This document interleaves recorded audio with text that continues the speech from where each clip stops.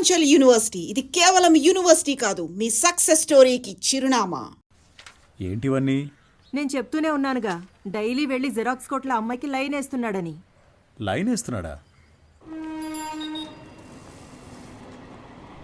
అమ్మా, ఇవి ఒక 100 కాపీలు జిరాక్స్ తీయమ్మా.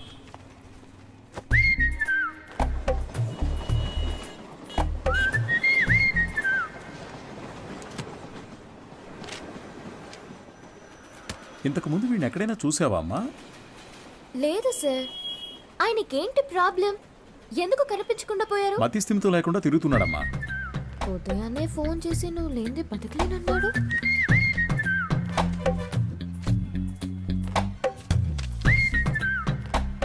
ఏం తల్లి, దీన్ని అందరూ చూసేటట్టుగా నీ కొట్లో ఒకటి పెట్టమంటావా?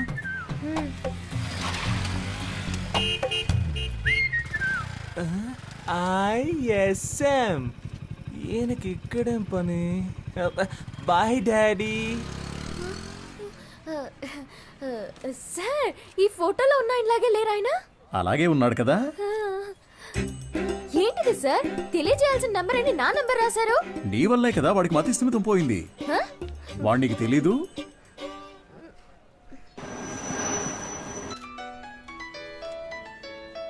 సారే చేస్తున్నట్టున్నారు. నువ్వు లక్కయో వాళ్ళక్కయో నాకు తెలియదమ్మా. సుబ్రహ్మణ్యం మంచివాడే, వాడి స్నేహితుడు మంచివాడు కాదే. అదే కేడి కేశవ అనేవాడు వాడిని పాడు చేస్తున్నాడు. నువ్వు గనక వాళ్ళిద్దరినీ విడదీయగలిగావే అనుకో, మావాడు చక్కగా బాగుపడతాడు. ఈ పనిని గనక నువ్వు చేస్తే నేనే మీ నాన్న దగ్గరకు వచ్చి మీ పెళ్లి విషయం మాట్లాడతాను. మీ నాన్న ఫోన్ నెంబర్ ఇయ్యమ్మా.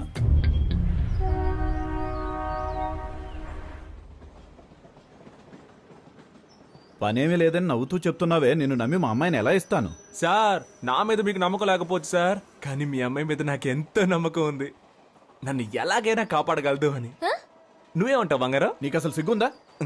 నువ్వు రాజకీయ నాయకుడు అవుతావని మా పాప చెప్పింది. చెప్పేశావా? అవును సార్, రాజకీయాలకు దిగబోతున్నాను. ఆ తర్వాత చూడండి, మీ అమ్మాయిని మహారాణిలా చూసుకుంటాను. నాకు ఈ కాలు ఎందువల్ల పోయిందో తెలుసా? చెప్పండి మామయ్య, తెలుసుకుంటాను. రాజకీయంలో అపోజిషన్ వాళ్ళు నరికేశారు.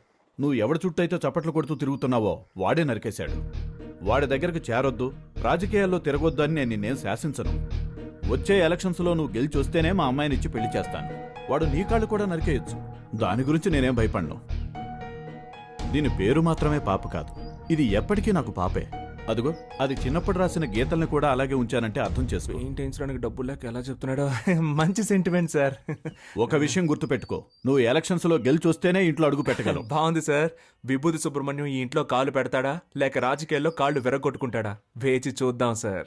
అక్క, మన ఎమ్మెల్యేని కలిసి వచ్చి నీకు ఫోన్ చేస్తున్నాను. నీ పేరు చెప్పగానే తప్పకుండా సీట్ ఇస్తానన్నారు. నీకు 23వ వార్డు, నీకు 24 వార్డు కావాలా? మోహాలు చూడండి. ఒక ఫుల్ బాటిల్ ఒకేసారి లాగించి స్టడీగా ఉంటే రాజకీయాలకు రావచ్చు అనుకుంటున్నారా? చప్పట్లు కొట్టే మీకు చప్పట్లు కొట్టించుకోవాలని ఆశ? మీరు చైన్లు కొనిచ్చి వేయమన్నప్పుడే డౌట్ వచ్చిందిరా. మీరే చెప్పారు కదా గురువుగారు, రాజకీయాల్లోకి యువత రావాలి అని. అవన్నీ మైక్లో చెప్తాం, కానీ అలా చెయ్యం.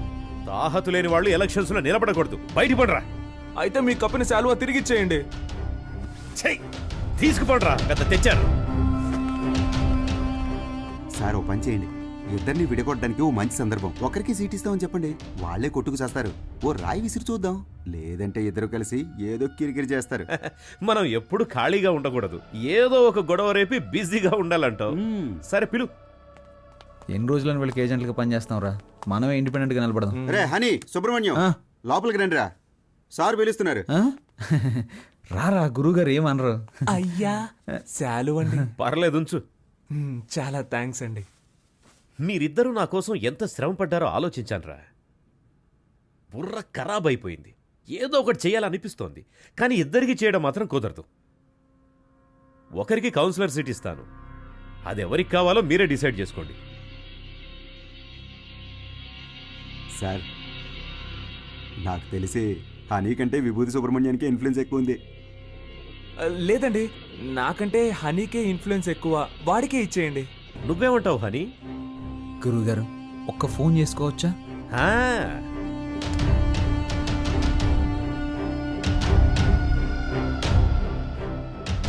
అయ్యప్ప, రేపు ఏ టైం బాగుందో కొంచెం చూసి చెప్తావా? ఎలక్షన్స్కి నామినేషన్స్ వేయాలి. అవునవును, సుబ్రహ్మణ్యం నిలబడుతున్నాడు. వాడితో పాటు నేను కూడా నిలబడుతున్నాను. మాకొకటి సీట్లు ఇచ్చేదేంటి? మేమే ఇండిపెండెంట్గా నిలబడుతున్నాం. 10:30 మంచి సమయం అంట. రే నువ్వు ఒక్కడిగా నిలబడరా. రేయ్ సుబ్రహ్మణ్యం, వీళ్ళు మనల్ని విడదీయడానికి ప్రయత్నం చేస్తున్నారు. సీటు కోసమో నోటు కోసమో మా స్నేహం అమ్ముడు పోదు.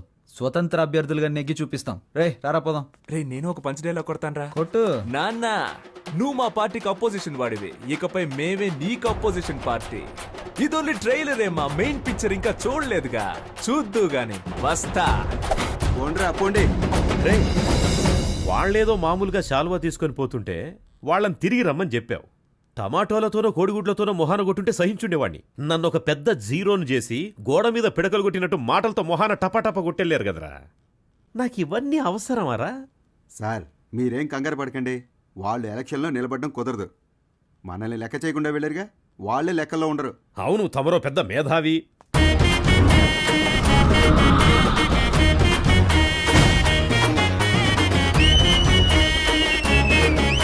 వీళ్ళు పెద్ద రాజకీయవేత్తలనా మీరు కలర్ పోస్టర్స్ అంటించారు? ఏం అలా చేయలేదండి. మరి వాళ్ళకి వాళ్ళే కొట్టించుకుని అంటించుకున్నారండి. మీ డబ్బులతో మీరు పోస్టర్లు అంటించుకుంటే బాగుండేదిరా. వాళ్ళు నాకంటే ముదురులా ఉన్నారే. మీరేం కంగారు పడకండి సార్, వాళ్ళకి సరైన పంచి నేనిస్తా. మా నూరి జనాలకి మన ఇద్దరు ఫేసులు బాగా ఫెమిలియర్ అవుతాయా? అంతకంటే గొప్పగా రీచ్ అవుతాం. ఆట పాటలతో మనం నామినేషన్ వేస్తాం.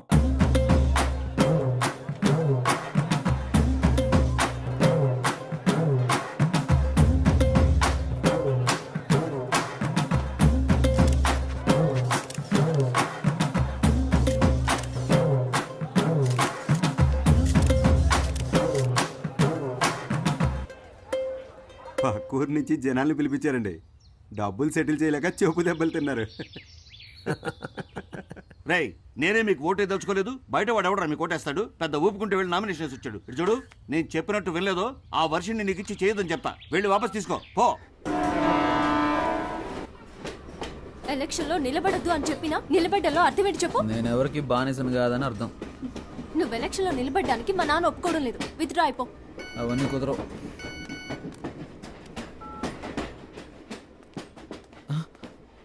అయ్యో, ఒక ముఖ్యమైన మీటింగ్ ఉంది, నేను బయలుదేరాలి. ఏం meeting? Party meeting.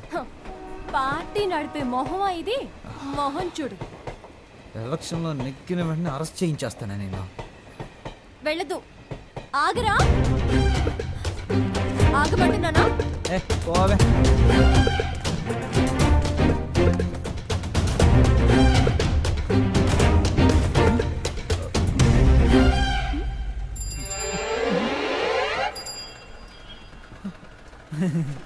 జంపింగా? Yeah. Super. ఆగరా అంటే ఆకుండా వెళ్ళిపోతావా?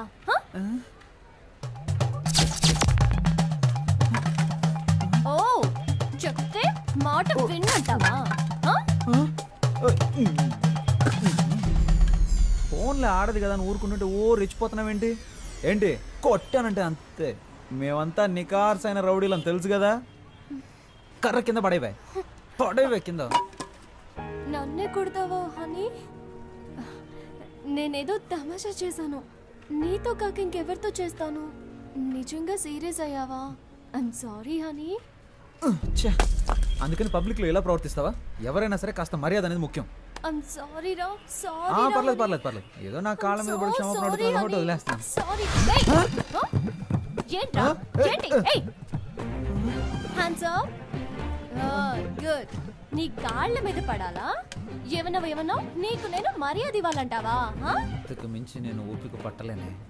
మేమంతా ఎంత రెగ్యులర్ రౌడీనో చూపిస్తా నీకు. సార్ నేను కదా ఈ అమ్మాయి. అనుకున్నారు తను తింటామని, కానీ ఆ ఛాన్స్ ఇప్పుడే వచ్చింది. తనిచ్చుకో.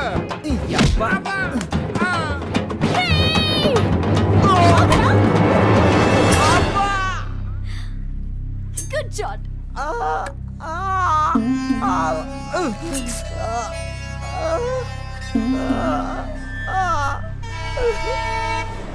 మనిషి పోయినా పర్వాలేదు కానీ పరువు పోకూడదురా. వాడి టైం. రోడ్డు మీద పోయే ఆడదాన్ని ప్రేమించి నెత్తికెక్కించుకుని కొట్టింది కుమ్మింది అని ఏడిస్తే ఇప్పుడేంటి లాభం? ఎక్కడ్రా వర్షిని నాన్న ఆదినారాయణ? మావయ్య అత్తయ్య ఎలాంటిది? అత్తయ్య ఎలాంటిదా? ఆ, ఒక భార్యగా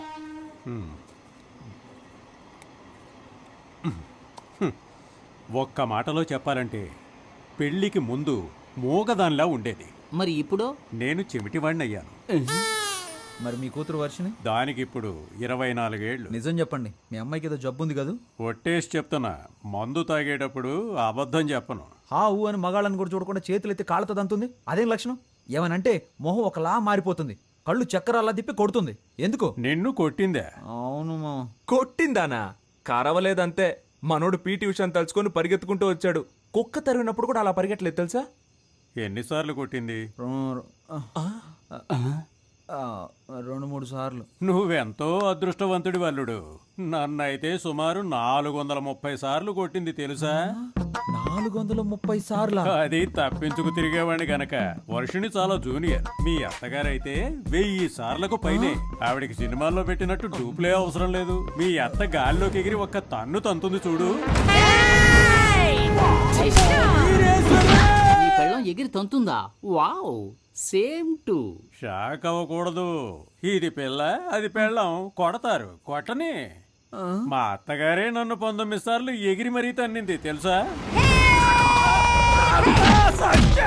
బల్టీ కొట్టి కొట్టడంలో ఎక్స్పర్ట్. ఇవన్నీ బయటికి చెప్పుకొని తిరగలేం కదా. ఓయ్ పౌరుషం లేనోడా, ఏంటయ్యా ఇదంతా? ఇది వంశపారంపర్య వ్యాధులుడు. ఏం చేయమంటావు? మా అమ్మాయికి, వాళ్ళ అమ్మకి, వాళ్ళ అమ్మమ్మమ్మకి కూడా ఉంది. అబ్బబ్బబ్బబ్బబ్బబ్బా. ఇది ఎవరు పెట్టిన శాపమో. ఆడవాళ్ళ చేత తన్నులు తినాల్సి వస్తుంది. ఎందుకు ఈ విషయాలన్నీ నాకు ముందే చెప్పలేదు? నిన్ను చూసినప్పుడే అల్లుడు, నాకున్న బాడీ లాంగ్వేజే నీకు ఉందనిపించింది. నువ్వు ఎలాగైనా తట్టుకోగలవనే చెప్పలేదు. భలే చెప్పావులే. తాగిన మైకంలో కథ చెప్తున్నాడేమో. ఏయ్ ఏంట్రా ఇది? అల్లుడు, పెళ్ళి అనేది స్వర్గంలో నిర్ణయించబడుతుంది. మనమేం చేయగలం? మనసు సరిగా లేనప్పుడు పెళ్ళైన మగాళ్ళు మందు కొడతారు. మరి పెళ్ళాలు మొగుళ్ళని కొడతారు. ఏనేంట్రా మావయ్యలా మాట్లాడకుండా తలకిందులుగా మాట్లాడుతున్నారు? దేవుడా, నాకిక మోక్షమే లేదా? రే, తెలియని దేవత కంటే తెలిసిన దెయ్యమే మేలు అని అంటారు. ఆ అమ్మాయి గురించి తెలిసిపోయింది. నువ్వు వేరే అమ్మాయిని చూసి అది దీనికంటే ప్రాబ్లం అయితేను వద్దురా. నువ్వేం చేస్తావంటే సేఫ్టీకి కరాటే నేర్చుకో. అప్పుడు వాళ్ళని అడ్డుకోవడానికి సెక్యూరిటీగా ఉంటుంది. ఇంకా ఎత్తైన చోట కూర్చోవలసింది కదరా. అక్కడ మీ పేరు గల వాళ్ళు 10 మంది నామినేషన్లు వేశారు. నువ్వు హనీ కేశవ అయితే వాళ్ళు హనుమాన్ కేశవ, శివ కేశవ, హరీష్ కేశవ, దుర్గా కేశవ. మరి నువ్వు విభూతి సుబ్రహ్మణ్యం అయితే అక్కడ ఎస్ఆర్ సుబ్రహ్మణ్యం, శివ సుబ్రహ్మణ్యం, ఉమా సుబ్రహ్మణ్యం, కేడి సుబ్రహ్మణ్యం. కేడి సుబ్రహ్మణ్యమా? అవునరా, రకరకాల పేర్లతో నామినేషన్లు వేసి గందరగోళం చేస్తున్నారు.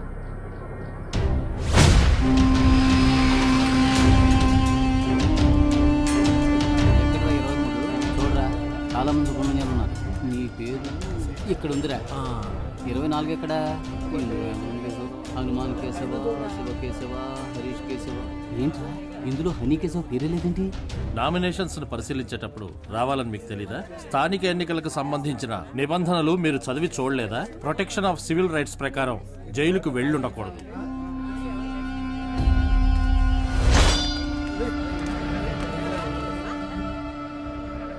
సో ఎలక్షన్స్ లో 6 సంవత్సరాల వరకు నిలబడకూడని పరిస్థితిలో మీరున్నారు. ఇది మాత్రమే కాకుండా వార్డు ప్రకారం సర్వే చేసిన లిస్టులో మీ పేరు గానీ మీ అడ్రస్ గానీ ఎందులోనూ లేవు. సో ఈ కారణంగా మీరు వేసిన ఆ నామినేషన్ ని రిజెక్ట్ చేశారు. వీళ్ళేరా అన్నిటికీ కారణం. రే హనీ, నేను ఎలక్షన్లో నుంచోనరా. ఈసారి కొద్దులేరా.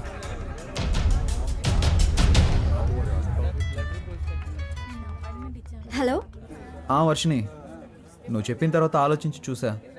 ఎలక్షన్స్లో నా నామినేషన్ వెనక్కి తీసేసుకుంటున్నా. ఇది ఎవరి కోసమో కాదు, నీ కోసమే. Thanks darling, thank you so much. Okay Varshini. కేడి బిల్లాని నిరూపించావురా. రేయ్, ఎలక్షన్స్లో నువ్వు నిలబడుతున్నావు, మేం గెలిపిస్తాం. ఇదిగో ఎలక్షన్ లో గెలిచిరా. All the best.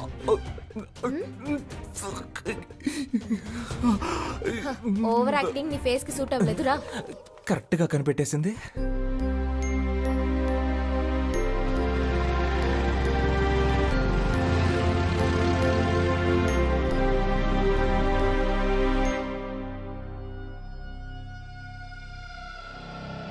అలాగా ఆ. నిర్ణయం చేశారా మనకు లేదని చెప్పడానికి. ఏమైంది? మనం శంఖం గుర్తు కావాలని అడిగాం కదా. ఇప్పుడు ఎస్ఆర్ సుబ్రహ్మణ్యం, శివ సుబ్రహ్మణ్యం, ఉమా సుబ్రహ్మణ్యం, కేడి సుబ్రహ్మణ్యం వీళ్ళందరూ కూడా శంఖం గుర్తే కావాలని అడిగారట. రే ఇప్పుడు ఏం చేద్దాంరా? రే లక్కీ డ్రాలో నిర్ణయిస్తారులేరా.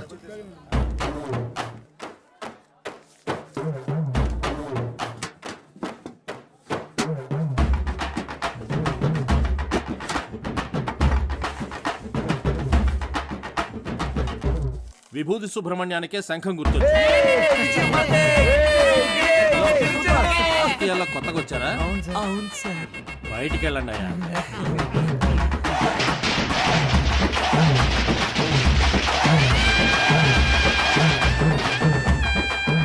మొట్టమొదటిగా మనం ఓటు అడగబోతున్నాం. సెంటిమెంట్ గా ఒక మంచి చోటు నుంచి ప్రారంభిద్దాం. ప్రియమైన సహోదరులారా, మిమ్మల్ని ఓట్లు అడగడానికి ఇదిగో మేము మీ ముందుకు వచ్చాం. మీరు తాగడానికి ఏ విధమైన లోటు లేకుండా చల్లని బీర్లను సంతోషంగా తాగేలాగా అన్ని ఏర్పాట్లు చేశాం.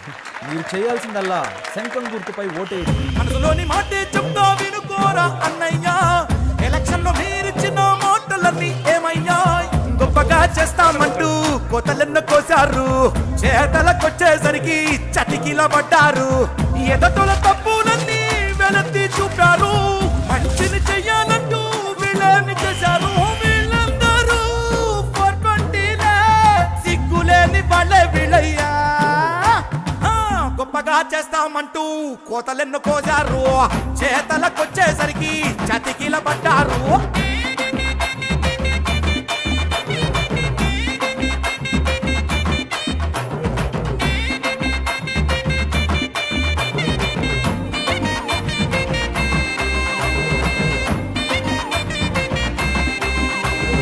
వాళ్ళు నెలకి సరిపడా కిరాణా సామాన్లు ఇస్తున్నారంట. వాళ్ళు 6 నెలల కిరాణా సామాన్లు కొనిచ్చిన గెలుపు మన సుబ్రహ్మణ్యం ధర. సూపర్ రా. నువ్వు అదంతా, ఇది నా కాలు. ఓ ఓకే. జయించాక ఈ కాలు తీసుకొచ్చి నెత్తి మీద పడతాడు. ఈ ఇంట్లో మొత్తం 25 ఓట్లు ఉన్నాయి. నువ్వు ఇంకేం ఆలోచించుకున్నా తప్పని వెళ్ళి కాళ్ళ మీద పడుకో. అయ్యా అచ్చు మీరు మా తాతయ్యలాగే ఉన్నారయ్యా. మాకే ఓటేయండి అయ్యా. సపరేట్ చెప్పాను, వెళ్ళి కాళ్ళ మీద పడు. శంఖం గుర్తుకే ఓటేయాలి, గుర్తుంచుకోండి. నేనెందుకురా? శంఖం గుర్తుకే మీ ఓటు. రే బాబు అందరినీ ఓట్లేయమనరా.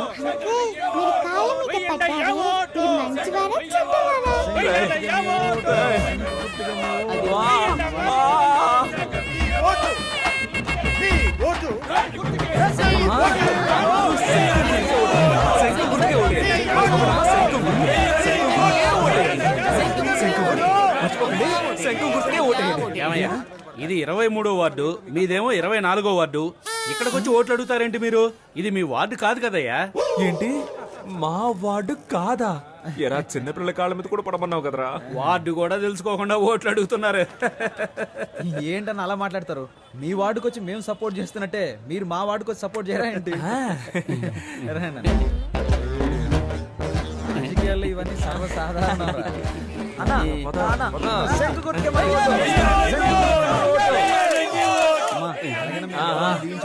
శంఖం గుర్తుకే ఓటేయండి అమ్మా. శంఖం గుర్తు మర్చిపోకండి.